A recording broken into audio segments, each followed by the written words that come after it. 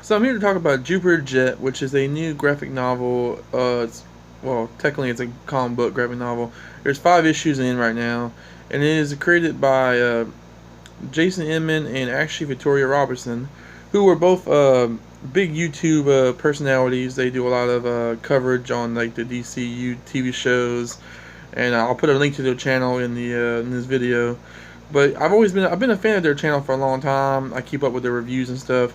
So when I heard that they were doing a book together, I was like, yeah, I gotta check this out, and I was happy I did.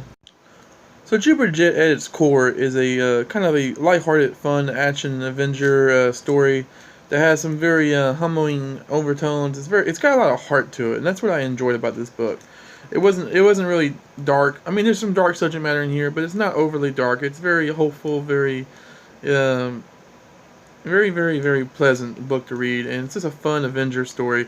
It really reminds me a lot of the Rocketeer. I know I'm saying that because it's a character with a jetpack, but it also conveys that same feeling and tone to me.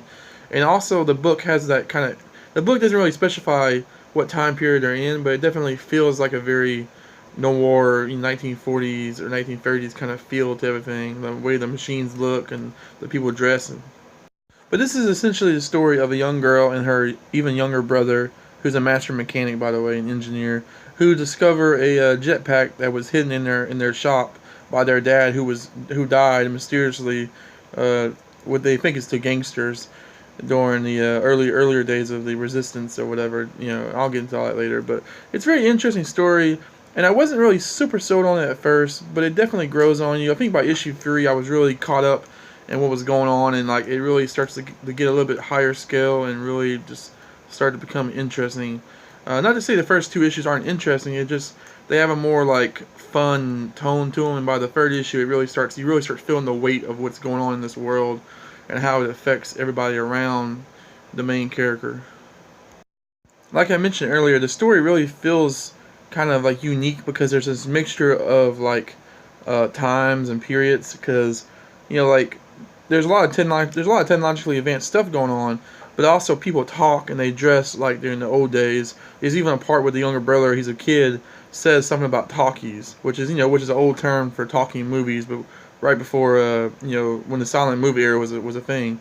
So it's very interesting how it's kind of a timeless time, and that's what I like about the backdrop of the story. The art is really pleasant too. There's some great shots in here, some great panels like this one right here. This just conveys so much emotion without any text having to be added.